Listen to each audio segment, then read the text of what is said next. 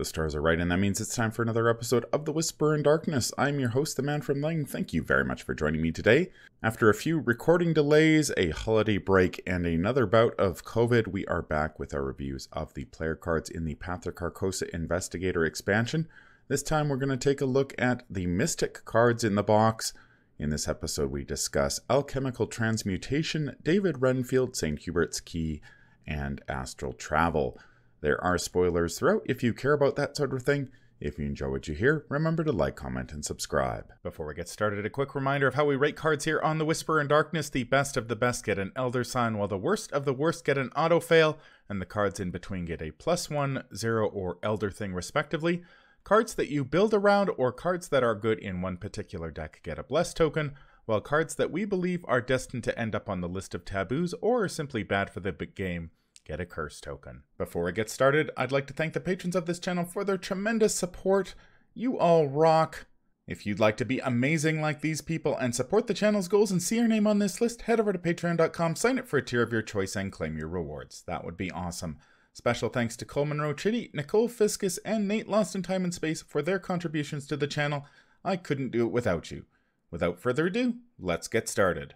Welcome back to the channel, everyone. We have reconvened after many months apart, it seems. We had some... people were busy, people were sick, but we've got the gang back together to jump into the reviews for the Mystic cards in the Path of Carcosa Investigator Expansion. How are you guys doing? Oh, I'm doing fantastic, Manfromleng. It is good to be back in the rectangle. I kind of like my rectangle too. You'll notice my rectangle's changed a little bit. I got these like nice boxes that store thousands and thousands of Arkham cards. And it is also worth noting that Mattastrophic is very well lit now. Yeah, new ring light. Yeah, very evenly lit. Yeah, very evenly lit. New ring light. It's all that YouTube ad money. That's what that is. Well, it is because I read somewhere that like the brighter your face is, the more the algo, pushes you up. Now, if we can only invest in some plastic surgery for both Mattastrophic and Nate, so they have a constant shocked look on their faces, because I hear YouTube likes that sort of thing. YouTube thumbnail right here. Alchemical Transmutation. I didn't realize we were becoming that channel. Speaking of Alchemical Transmutation, that is the first card that we are going to discuss in this batch of reviews. It is a 1-cost asset with a willpower skill icon. The spell trait uses 3 charges. As an action, you can exhaust Alchemical Transmutation and spend 1 charge, test Willpower 1 for each point you succeed by, gain 1 resource to a maximum of 3. If a Skull, Cultist, Tablet, Elder Thing, or Auto-Fail symbol is revealed during this test, take 1 damage, and Alchemical Transmutation takes up an Arcane slot. Thoughts about Alchemical Transmutation? Man, this card's bad. Yeah. You have to exhaust it? It seems like one of those cards that you read it at first glance, you're like, oh, I could make some money off this. Okay. Yeah. Okay, I see what's going on. And then you're like, no. Yeah, because you gotta take You might take a damage or 2, you gotta waste an action, you gotta... Well, first you gotta spend 2 actions just to play this thing, then another action to actually use it. So it's like, you've already invested 2 actions to hopefully get... And a resource to play it. And a card out of your hand. So you've invested a lot of time and resources just to hopefully get an emergency cash. Yeah, that's true, because the hard part is, like, in this game, just taking tests for the sake of taking tests is rarely a good thing. Unless you're, like, in very specific circumstances, like you're playing, like, Mateo. And you're like, oh, I take tests and I make Elder Signs. You're like, in that case, yeah, taking tests is good. Yeah, but here it's like, no, it's not really, because I think it's like it's difficulty of 1, and then you gotta, if you hit 1, you get nothing. So you gotta have difficulty 2 just to like get a single resource. And so even if you're a 5 willpower mystic, like what's gonna happen is, like, let's say you're testing at 5, you get a -2, that's a 3. You've gotten 2 resources, after spending a resource and 2 actions. So you're ahead 1, but you're really behind on actions like the first time you do it. You could have just spent those 2 actions gaining 2 resources. Exactly. Or you could have played emergency cash. in the same slot, and you would have just been up 3, and you wouldn't have had to deal with any of this. I do think that part of what makes this card stock go down is a card we're going to be talking about in the later on, Mr. Renfield, because he kind of solves the resource problem anyway for Mystics. Yeah, so it's kind of a shame that this isn't the same set as David Renfield, because he kind of does it right, and just it does it efficiently. It's kind of bad. I think the other issue with this card, and it's more so a victim of circumstance, I think, because later on in the Mystic card pool, you end up wanting to draw symbols, and so cards like this and kind of to some extent Shriveling, you end up wanting to draw symbols. Like Jim wants to draw skulls, and there's a lot of Mystic cards that get released further down the road that like drawing symbols, and so this is sort of antithetical to all of that. And taking damage is often not great at a Mystic either, unless you're like specifically playing parallel Agnes. Or you're killing off your Arcane Initiate. Yes, or perhaps a Renfield or something like that. There you go. Yeah. Barring those circumstances, taking damage is bad, I hear. Yeah, and that and also this takes up an Arcane slot. So you've got 2 Arcane slots. You're going to want to use 1 on your damage spell and 1 on your clue spell, or maybe an evasion spell. But that between those 3, spell slots are kind of tight if you're asset based already. So if you're going to do something that's like going to give you an emergency cache, maybe it's not worth it. Yeah, this card is pretty terrible in solo for all of the reasons you have mentioned. Costs 1, takes 2 actions before you get anything out of it. It has the whole Mystics are playing around with dark forces thing where it can actually damage you.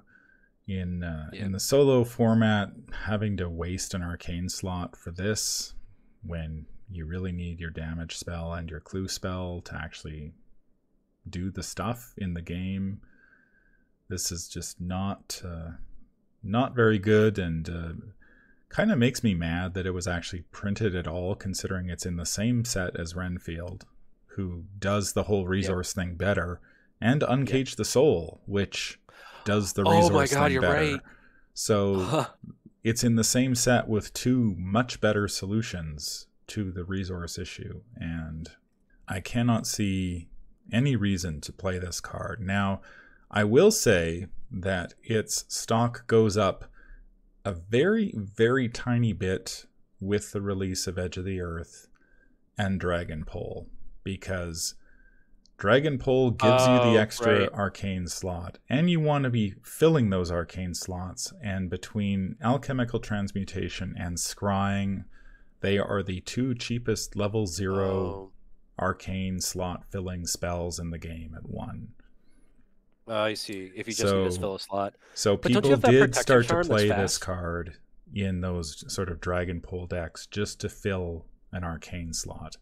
The problem is you're not actually playing the card for its ability. We're just playing it because it is the cheapest asset that fills an arcane slot that's available, and then you immediately, once you earn some XP, you immediately spend that XP to get rid of the Alchemical Transmutation and put something better in your deck. Like any other spell. Yeah, I think if this costs 0 to play and the difficulty was 0, I think you'd have a niche there. But that costs you 2 XP. Because that's basically the upgraded version that's available in Return to the Path to It's one of those cases where the Return to version is what the original version should have been, except add XP. Yeah, that's one of those. So yeah, if the Return to version, where it costs 0 and the difficulty was 0, was like the base version, then I think the base version might have a niche, because then at least you're not down a resource for playing it, and you're more likely to get your maximum of 3 if the difficulty was 0. Plus, it avoids the problem of you fail outright. Like if you draw a symbol, like say a cultist that adds a doom to the agenda, and then you fail because the difficulty's 1 on this, you're gonna be crying, and your friends are gonna throw their beers on you. So if at least they made it difficulty 0, then you wouldn't have that problem of it really backfiring. How would we rate this one? Well, I think fittingly, it has the auto-fail symbol on it, and thus I must give it the auto-fail. So I need the proper YouTube reaction for this card. Let's work on this. What's the YouTube reaction? Would it be, or would it be? Yep, that's it. It's sad crying face. No, I think it's actually the doe. I think it's actually the face palm. All right, here we go. YouTube. Here's the YouTube version of the of my rating. It's an auto fail. Typically, I would give this an auto fail. I'm going to bump it to an Elder thing just because of it's the cheapest mystic asset in the game, and if you need a level 0 asset to fill an arcane slot, then it's fine. It does that job. You'll immediately get rid of it. But yeah, I think this card's a trap. Like, if you're a new player and you're like, hey, this is going to generate a lot of resources for me, no, it won't. And you will play it, and then you will discover that it does not do what you want it to, and it's taking up a slot that you have far better and far more important things. And then if you just look at the next card that we're going to talk about, you will realize there are easier ways to generate resources. Speaking of generating resources, David Renfield, esteemed eschatologist, 2-cost asset with an intellect skill icon, ally, and patron trait. While David Renfield has at least 1 doom on him, you get +1 willpower. As a free triggered ability, exhaust David Renfield. You may place 1 doom on David Renfield. Gain 1 resource for each doom on David Renfield. He has 2 health and 1 sanity, and he takes up an ally slot. And that is a fine shocked face. This is, David Renfield is so good that he has hit the list of taboos twice for essentially 2 different reasons. The first time was because prior to Amina Zidane's release, something must have happened in playtesting, because suddenly there was a great deal of panic that David would be busted in Amina. So they tacked on, was it 2 XP to David? 3. Mm-hmm. Man. 3, when actually David, like, Amina doesn't really have a great level 0 ally. In fact, I don't think she has a good level 0 ally at all, and David was probably the closest thing to a good ally that she could have had. Yeah. Mm-hmm. And so they decided to stick him on the list of taboos and tack 3 XP on him, so Amina couldn't have him.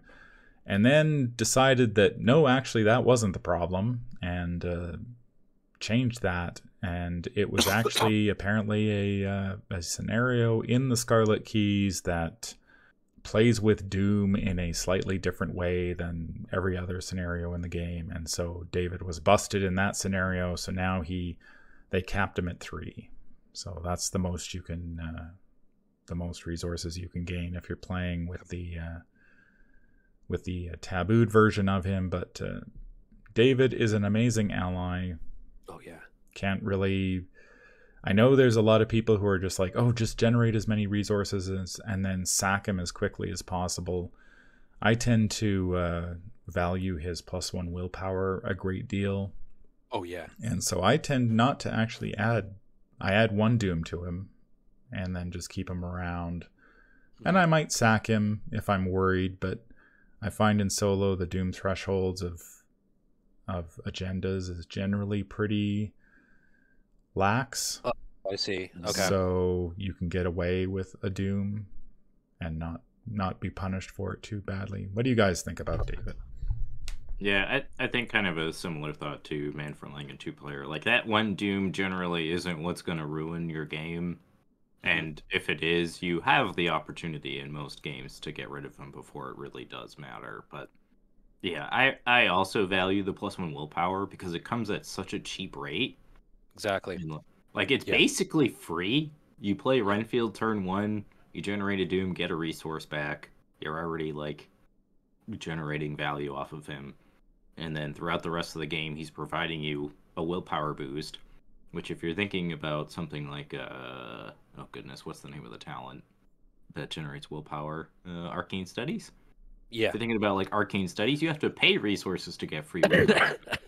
It's like Yeah, this guy's giving you, he's giving you the milk for free. He gives you the willpower boost and the money to pay for more willpower boosts. It's like, that's sweet. And then obviously there's the trick where once you get to the witching hour of certain agendas, you can bump up the extra doom, get an extra resource off of them, clears, and then you just do it all over again. Yep. I think if you're a relatively new player with a small card pool, the fact that Renfield's willpower stacks with Holy Rosary is like, it makes it very easy to get started on a Mystic. You play like Agnes, you have 5 willpower. You play David, you play Holy Rosary, you're at 7. That's all the willpower you're going to need for the whole game. And it's very cheap. So, I mean, there's that. Plus, I like how David has 2 health soak, which most of the Mystics at this point like don't have a lot of health. So the fact that he can health soak for you is actually really nice. I actually honestly like the fact that he only has 1 sanity because it makes him easier to get rid of. Because you can get rid of him with Ward of Protection, you can get rid of him with Shriveling, which is really nice. Because if you had 2 sanity, that would be like significantly harder. This is a problem I've run into in the past when trying to use Arcane Initiate. It has 2 sanity, so it could get kind of awkward to like get rid of it, because if you're testing at 7 against Rotting Remains, you're gonna have a hard time like hitting yourself for sanity sometimes. Yeah, and yeah, she has 2, but David has 1, which means you can like at will, you could like I said, Ward of Protection, get rid of your David, on the turn you need to. Bonus points if you manage to cancel the Ancient Evils that would have put you over, and then then you get rid of the David, and then your team like hands you all beers for doing that. So Arcane Transmutation, players are going to throw their beers on you. Canceling an Ancient Evils and defeating your David Renfield in the process, players are going to buy you beer. So, obviously, one's better than the other, right? Yeah. And David is one of those allies who continues to be exceptional. Yeah. Even to this day, I don't think there are many, if any, Mystic allies that really stand up to him. I mean, Arcane Initiate is very good because it draws you spells. But I can't think of many recent Mystic allies that not really hold a candle to him. Sure. And if you're just looking for a Mystic ally to put in a deck, you can't really go wrong with putting a couple copies of David Renfield in there. He definitely holds his value. One thing I would like to note, because I messed this up way back when I first got started, you don't have to place you don't have to place a Doom on David to collect resources. Because I used to think that, when I was first starting, that you may place a Doom meant that you had to place the Doom to gain a resource for each Doom on him, but no, that's not true. So if you put a Doom on him, you can continue exhausting him for 1 resource, which is probably the recommended way to do it. There's really no need to get overly greedy. There are occasions like the Witching Hour, like Nate said, where you can throw another Doom on there and grab another resource. And there are a couple of scenarios in the game where Doom is not advancing the agendas, and you can... David is a little busted in those scenarios, hence the cap of 3, but... Yep. If you're just using David to, sort of have a nice trickle of resource generation, you're not breaking the game. Ratings? Oh, Elder Sign easily. I think aside from like Arcane Initiate and Olive McBride, like David is one of those allies who have to have a good reason not to be playing. It's true. Like Olive is like, okay, I want to be getting tokens out of the bag. There's a very specific purpose for Olive. But David is like just generally good, because when are you going to get a willpower? When are you going to not need a willpower boost, and when are you going to not need resources to play cards? Yeah, and don't forget the health soak, because it's nice. Like it's really nice for a Mystic who, like we were saying, they don't have a lot of good allies, and even fewer of them have more than 1 health. Yeah, I think the other important thing to note too is the fact that he costs 2. Fits really nicely with Shriveling. You play Shriveling at 3, play David at 2. Yeah. And that's your turn 1. And then you have the extra resource. You go back up to 2 on your following turn, and then you can start playing the game again. You can play another spell on your following turn. Like, that really sets you up for success, and that's really important in this game. Yep, Elder Sign, no notes. He's one of the best allies in the game for a very good reason. And if you have him and you are playing Mystic, then he probably should be in your deck, unless you are... Just permanently sleeve him. Just permanently sleeve him up, and just put him in with your Mystics in your binder, right? Just put him right in there. Because you pick which Mystic you want, and then you pull your Davids, and then you're off to the races. You only need a 28 card deck. Yeah, I've even considered playing David in investigators like Jenny, because he puts more resources and gives you that extra willpower boost. Like, willpower's nice. That's not bad in Jenny. Like, you're getting basically an emergency cache every turn of resources with David. Yeah, that's true. And then you've also got like Ashcan Pete, for example. Like, honestly, anybody you can. Yeah, the off-class possibilities. That's true. Yeah, no, that's good. Yeah, you got me thinking. Like, Zoe likes willpower. And and B-Cop's kind of expensive, so you can just do David instead. Yeah. Oh yeah, just basically any investigator can take it, can like consider it. Yeah, and it's like, if you're gonna take charisma, like, David's an easy shoe-in a lot of the time. True. Yeah, he's so Elder Signy that he goes beyond Mystics. The next card we are going to talk about is St. Hubert's Key, Cleansing Fire. It's 4-cost asset with a willpower skill icon, item, and charm trait. You get +1 willpower, +1 intellect, and -2 sanity. As a response, when you would be defeated by horror, discard St. Hubert's Key, immediately heal 2 horror, and it takes up the accessory slot. Thoughts about St. Hubert's Key? You can die to this. Like, if what is killing you deals 3 horror over your allotted amount, you will die, which is really fun. Oh, I see what you mean. Yeah. Generally, that's not the case, because the St. Hubert's Key is giving you a subtraction to your sanity. It's generally fine, but it's just funny to know that you could still die with this effect. But I like this card quite a bit. It's pretty good. It's expensive. That's the one problem with it. The stat boosts are pretty good, but I find that Holy Rosary is generally enough. And that's kind of the problem with this card. Yeah, it's kind of true. The trick is, it's really a question of, are you going to use the intellect boost? Now, most Mystics, like your typical Mystic playstyle, is using willpower for everything, including investigate. So that's like why you would want the intellect. But if you're playing like, if you're gonna do like a niche investigator that like uses intellect, then this is actually pretty good, because 2 stats is normally like a 3 XP card. But getting it for 0 XP, yeah, it's a little expensive, but you know, it's you're getting like a 3 XP card for 0 XP, so like, yeah, I guess it costs a bit more. If you have Renfield out, you can alleviate the resource cost and get even more of an intellect boost. Yeah. Yeah, so yeah, this thing is actually like, this thing is quite good if you're using the intellect. Like, I've done this in the past with like Marie. I just have a thing, I just like Marie and using intellect. Same with like Norman. You know, you boost intellect from the accessory slot, when it's really about. So it's really more like, don't look at it as you get +1 willpower and +1 intellect. You used to say, you get +1 intellect, ! Oh, and by the way, you also get +1 willpower. Yeah. If that works for you, then this card's pretty good. If that doesn't work for you, then just play Holy Rosary. Yeah, I've played this card in Norman and Marie were the 2 that stand out to me, and I'm sure there are others. The price tag is steep at 4, and you're definitely going to need some sort of resource generation. But I think the implication here is that if you are playing this, you are not trying to use spells to do everything. Now, I haven't tried this in Amina yet.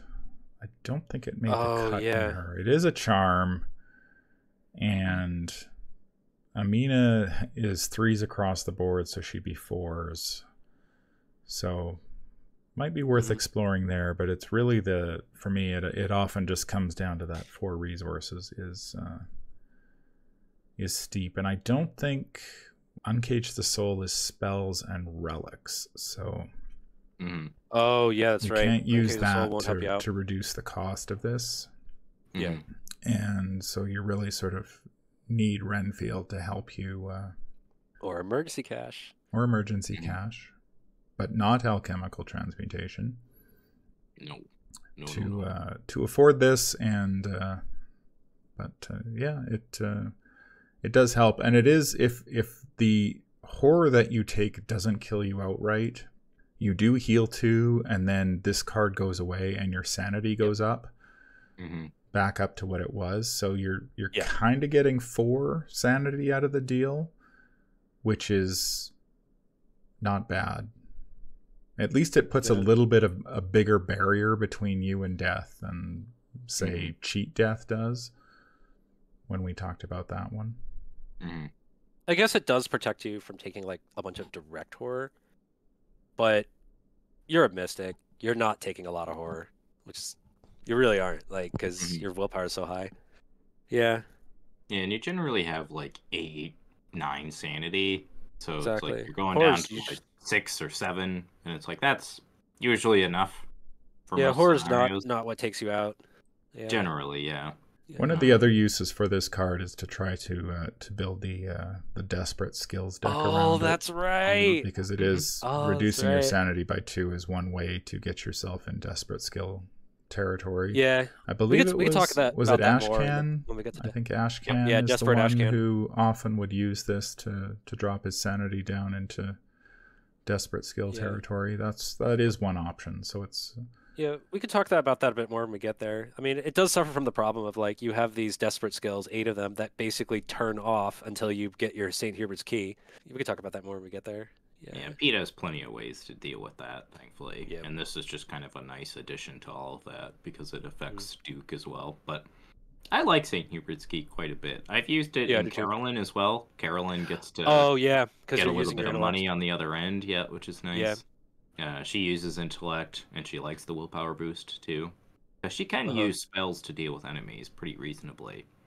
Shriveling is not a terrible option in Carolyn, so I like St. Hubert's Key for what it is. I think, like Matt said, like unless you're using the intellect, this card is not worth considering. But if you do plan to use intellect in some meaningful way, then this is worth considering over Holy Rosary. How would we rate this one? It lies between a 0 and a +1. I think the big crux for me is, 1, it's unique, so only one player can use it. And the other thing is that it costs 4. It's expensive. It's like if you're thinking about your turn 1, this is the only thing you're probably going to play unless you also play Emergency Cash. Yeah. And that's not always going to line up because then you're essentially relying on a 2-card combo, which I'm not a big fan of in Arkham. I'll land on a 0. I think it's okay, but I think it's a little too expensive for most decks to consider. Yeah, I'd say 0 as well. Yeah, like I said, like I was saying earlier, the main caveat is like, are you making use of both stats? If you are, it's pretty good, 0. If you're not, play Holy Rosary instead. The other issue with it, specifically in Carolyn, is that she likes Hallowed Mirror quite a bit, and Hallowed Mirror takes the accessory slot too. So you're like, what do I do? Do I take this other card that's probably better for my deck, or do I take St. Hubert's Key, which is also good? Or do I spend 3 whole XP on Relic Hunter? It's like, oh god, because now you're spending 3 XP on something that boosts 2 stats. So now you're back to square one, where you could just boost 2 stats for the 3 XP. Yeah. Yeah, I think that if this was a hair cheaper, and Mystics actually cared about intellect boosts, this would go +1, or maybe even Elder Sign if it was really priced right. But I think just because of the way that the Mystic card pool has developed over the years, that willpower is everything. Intellect is not, and I don't think there are enough Mystics out there who want both. There are a handful, but I wouldn't say this is the card you're building around, so I don't think it can qualify for Blessed Territory. So there are a handful of investigators who can really leverage this thing, but for the most part, it's kind of an odd card in the Mystic pool. So I think I'll go 0 as well, because as much as I have used this and liked it in certain decks, I just don't think it's versatile enough and cheap enough to make the cut most of the time. It's one of those, it always feels kind of like card 31 for me in a lot of cases, where it's just like, this is really good. but then I just end up looking at the price tag and being like, no, because once you get up to 4 resources in Mystic, you really need to have some sort of resource engine. And then you're looking at emergency cash, and then you look at the Mystic event card pool, especially now, where you've got Spectral Razor and, Read the Signs and Ward of Protection. And like I could just go on and list like 10 events that you need 2 of in your deck, and emergency cash just starts to slip down the priority list pretty rapidly. So this one will get a 0 from me as well.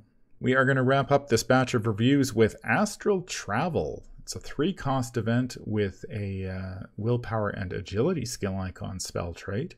Move to any revealed location and reveal a random token from the Chaos Bag. If you reveal a Skull Cultist, Tablet, Elder Thing, or Autofail symbol, you must discard an item or ally asset you control. If you cannot, you take 1 damage. So this is one of those cards that reminds me a lot of sort of that development philosophy where it's like, if rogues have elusive, where they can just move wherever they want, Mystics can do the same thing, but they're going to really pay the price for it. They're going to have to pay more resources. And of course, since they're dabbling with powers that they're not supposed to dabble with, there is the potential that this blows up in their face.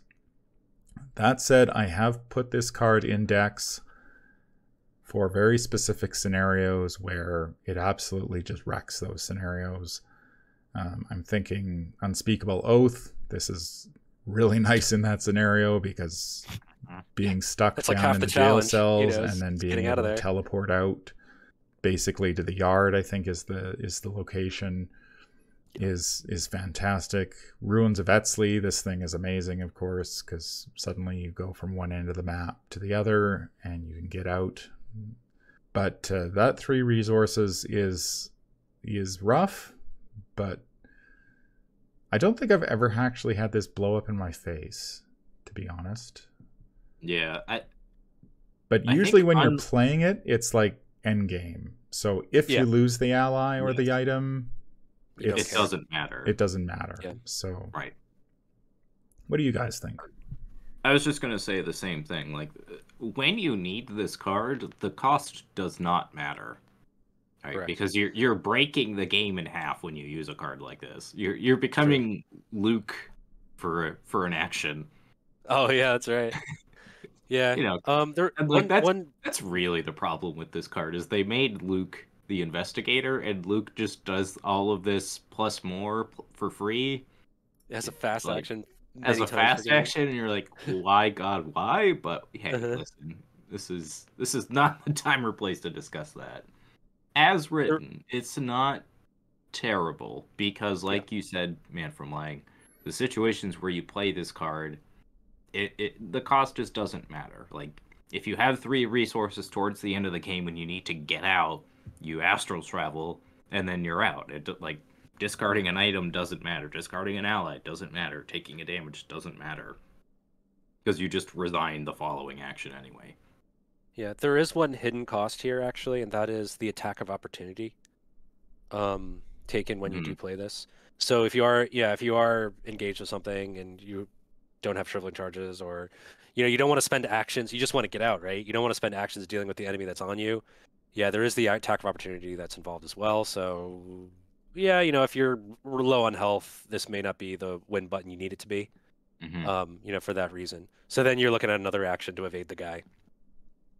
Before, astral traveling out. Yeah, I think it's like, it's pretty good at what it needs to do. Yeah, I mean, if you're playing Mystics and you're not necessarily just able to just bat away bad guys, or you're not like a rogue who can just like play cards that give you extra actions or anything like that. Yeah, this is kind of a catch-all for dealing with some bad stuff.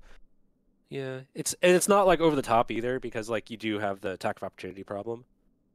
Yeah, this isn't bad. Yeah, I think the problem with this card, kind of similar to St. Hubert's Key, is that it ends up being card 31 and 32. Yeah, utility cards. Yeah, are you like that don't in this game. you don't need it in most scenarios, but the scenarios you want it, you really want it. Yeah. And it's like you don't want to draw 2 of these things, you want to draw 1 at exactly the time you need it. And that's really kind of the issue with a card like this, is that granted, you could use Arcane Initiate to dig it out if you really wanted to go that route, but you want to draw it when you want to draw it, and no other time, so it ends up just kind of rotting in your hand because you can't even commit it reasonably because it has a bad icon spread. So that being said, I like the Arcane Initiate idea because, like, if you're running Arcane Initiate anyway, then you feel pretty safe having one of these, because then because then you're likely to get it by the time you need it, and then the fact that the Arcane Initiate was a fast action anyway, it's like, it's fine, like, because you know how Arcane Initiate is. You hit a point when, like, you've gotten all the spells you need and you're just doing it just to do it. At that point, just pull the Astral Travel. Yeah, there you go.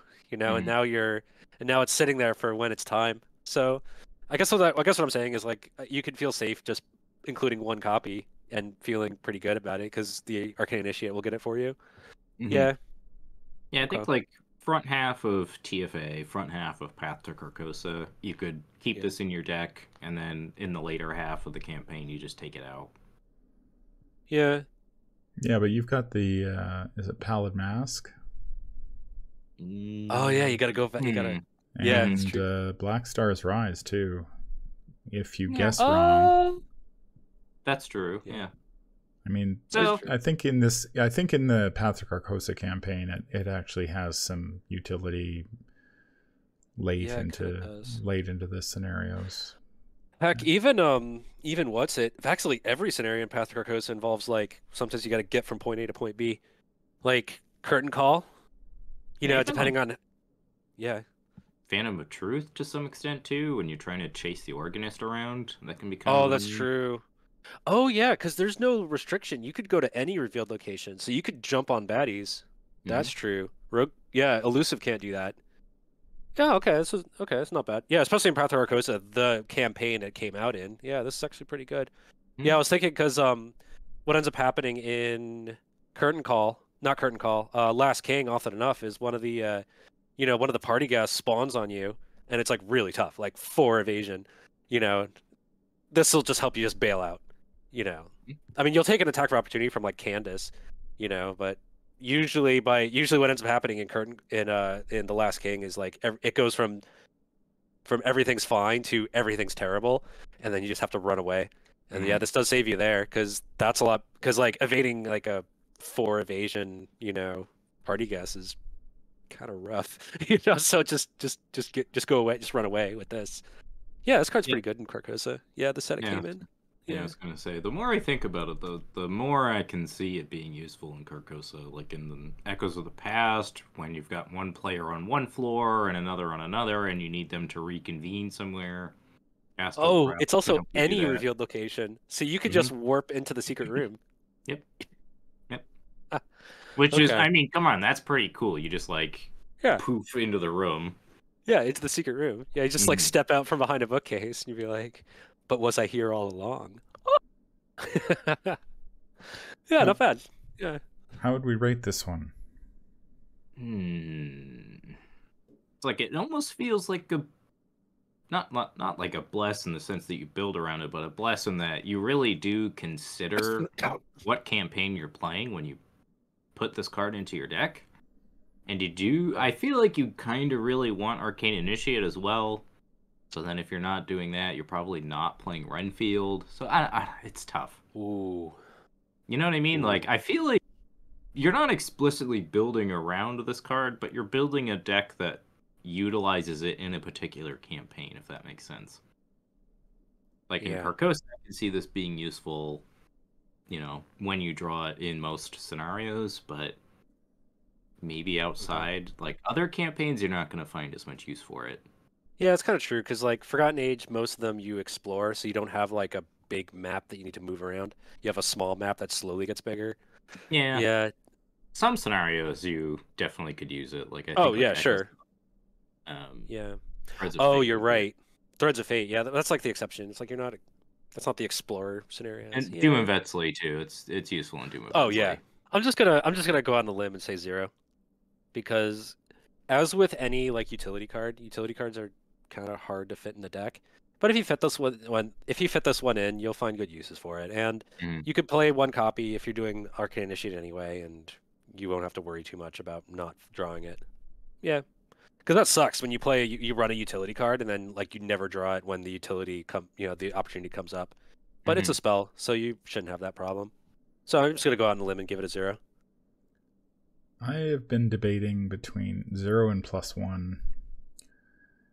0 because it is a utility card, and it's kind of hard to find the space, especially as the card pool grows and the mystic events sort of just get so good that it's really hard to find space for this. But the effect of this thing can just wreck scenarios, and so I have a hard time rating it as a 0. So I'm going to go +1 because I think putting one copy of this in your deck, there are a lot worse cards that you could play, and I think even if you just have the one copy and you need to move somewhere, usually, movement is one of the key components of a lot of scenarios in this game.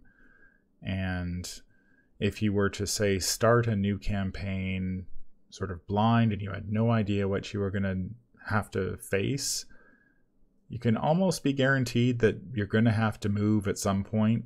And so having this in your deck wouldn't be terrible. So I'm going to go +1, but that +1 is largely due just to the power of the card itself.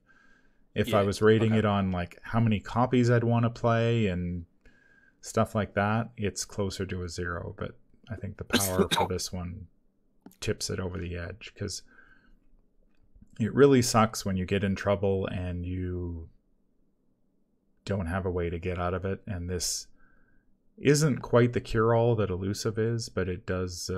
It can bail you out and save you from suffering trauma, which is nice. That's going to do it for our first batch of Mystic cards from the Path to Carcosa Investigator Expansion. Let us know in the comments down below what you think. Any final thoughts? Not a bad batch of cards, honestly. Well, except for the first one. Yeah, we don't talk about that. Well, I guess actually we did talk about that, but we talked about it a lot. Yeah, we don't continue to talk about that. We don't continue to talk about it. Hey, St. Hubert's Key, Renfield, Astral Travel, those are pretty solid cards, I think. Interesting too.